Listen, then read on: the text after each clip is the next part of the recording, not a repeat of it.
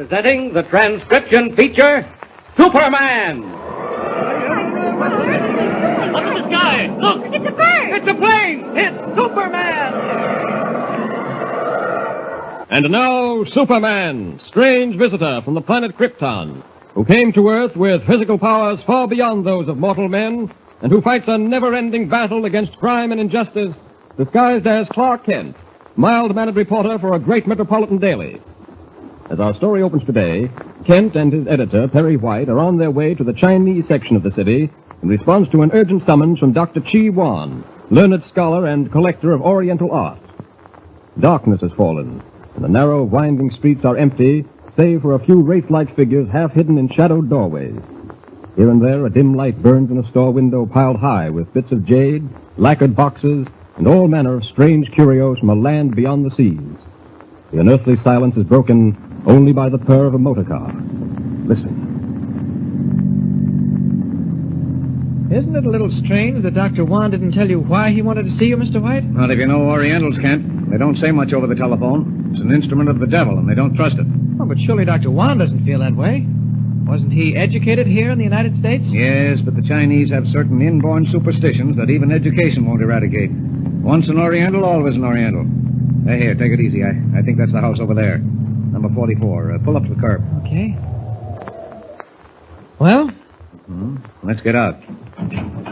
You better lock the car. Okay. There. Now, come on. Chi-Wan owns this jewelry store and lives above it. Yeah, but this store looks closed to me. He said to come up to his apartment. Oh. I guess we go through this hallway. Yeah. Oh, it sure is dark in here. Well, light a match, Kent, so we can find the stairway. All right. Oh, there it is. I'll lead the way. I don't know what's on Wan's mind, but it better be mighty important, or I'll wring his neck for dragging me down here at this hour of the night. Uh-oh. The match went out. Hold on, I'll light another. Kent, look out! Oh, what happened?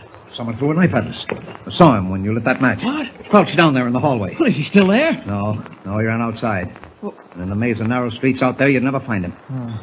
Oh, Where's the knife? wait a minute. Here, stuck in one of the steps. You're a lucky boy, Kent. Missed your back by a fraction of an inch. Oh, let's see. Here, wrap a handkerchief around the handle and pull it out. Okay. Maybe Chi-Wan can explain this attempt at murder. Come on. Let's get up to his apartment before someone else decides to use us as a target. I should have known we'd run into something screwy down in this neck of the woods.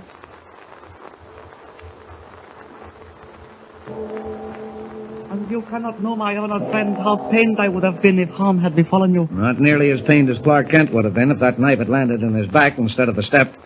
Lucky thing I happened to look around just as that yellow devil let it fly. It was one of my countrymen? Yeah, I think so. Now, look here, Chi-Wan. What's this all about? People don't go around hurling knives at strangers without reason. There is reason. Good and ample reason. May I speak freely? Go right ahead. Kent's one of my ace reporters. I brought him along because he has a peculiar knack for ferreting things out. Oh, don't count too much on that, Dr. Wan. Mr. Kent, in this hour of tribulation, I must count on everything. As you are no doubt aware, I am an importer of Chinese art treasures. So Mr. White told me. Through my hands have passed priceless vases of the Ming Dynasty, hand-wrought silver that once adorned the throne of the Emperor Lao Tang, chests of inlaid teak wood, the beauty of which is beyond description. Yes, we know all that, Chi-Wan. Now, come on, get to the point. Patience, my honored friend, patience. My father once told me, it is only a fool who hurries to the grave. Nobody's asking you to hurry to your grave. Unfortunately, the grave is my destination. What? What's that? Yes, they are closing in on me like dark shadows of night. There is no escape. What in the name of heaven are you talking about? Before the next sun rises, I will be dead. What do you mean, Dr. Have Wan? you lost your mind? Well, in all my born days, Please. There is a little time, and I have much to tell you. But first, you must give me your solemn oath that not one word of what I am about to tell you will ever pass your lips. Well, that all depends, Chi-Wan. If it's information the police should have, I'm not going to hold it back. Believe me, honored friend, the police can be of no assistance, or I should have called on them long ago. Well, all right, you can trust me with your secret. And you, Mr. Kent? Of course. I am grateful to you both. Now, if you will bear with me, I shall try to tell you why I have asked your assistance. Forgive me if I speak softly. It is said that sometimes even the walls have ears. In 1930, while traveling through western China, I discovered in an ancient temple in the province of Shenxing a goatskin manuscript written by an unknown scholar 3,000 years ago. It's a long way back, Dr. Wan. The Chinese Empire is more than 4,000 years old, Mr. Kent. Oh, what about the manuscript? What was on it? The characters were faded almost beyond legibility. But by dint of patient effort and the use of a high-powered magnifying glass, I was able to decipher them. Go on. What did it say? You will not believe me, but there, written on a square of goatskin 3,000 years old, was the secret of everlasting life. What's that? The secret of everlasting life. You mean, Dr. Wan, that the manuscript contained a formula for keeping human beings alive forever? No, Mr. Kent. I thought I heard wrong. You did not, honored friend. The manuscript said that he who finds the 10 teeth of the sacred green dragon will have life everlasting. No. Wait a minute, Chiwan. I'm a busy man. I run a newspaper, and the owners of that newspaper don't pay me to chase pink elephants or green dragons. Please, I beg of you, do not treat this matter lightly. Well, if you think either Kent or myself can waste time hunting for a green dragon, well... I have already found the dragon. Where, Dr. Wan? In the ruins of the Shenxing temple. It was an idol, hand-carved. But the teeth were missing.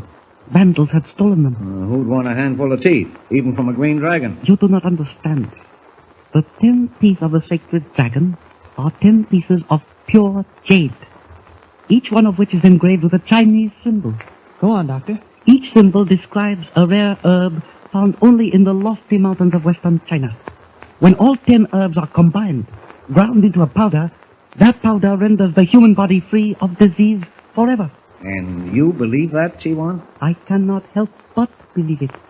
For even now, I have in my possession 9 of the dragon's teeth. Where did you find them? All over the world, Mr. Kent. Some have been set in rings, others in necklaces. You say you have 9. What about the 10th? I failed to find it until a month or so ago when I learned it was in the possession of one Walter Huffman, a dealer in precious stones. I sent a trusted employee to purchase it from Huffman. But therein I made my mistake. How come? This employee, Hu Ling, had assisted me in deciphering the manuscript and knew the secret of the dragon's teeth. And he told Huffman. Exactly, Mr. Kent. In order that Huffman might demand an exorbitant price for the one piece he had. Oh, I'm surprised Huffman didn't offer to buy the 9 pieces of jade you have after hearing the story. He knew that was impossible. And so he has been trying to get them in another way. That is why my life is in danger.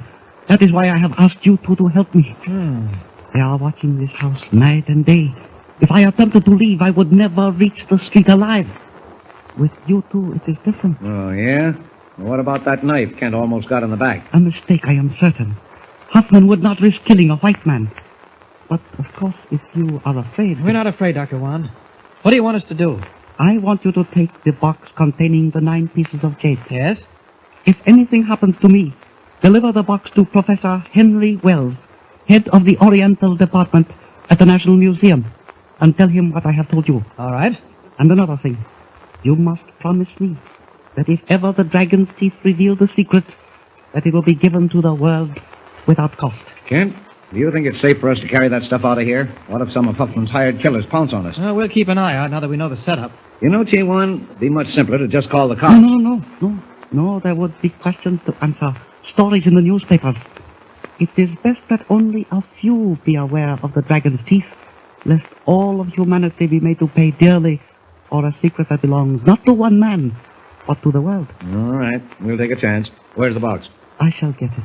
But first, you must join me at tea. Only this morning I received a special shipment of a delicate aromatic blend. You will like it, I'm sure. Oh, what's that? My servant with the tea. Excuse me.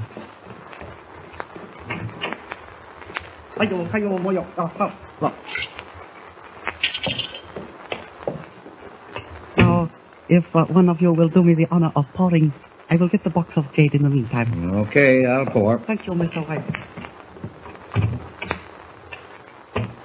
Well, Kent, what do you make of it? I don't know, Mr. White. It's puzzling.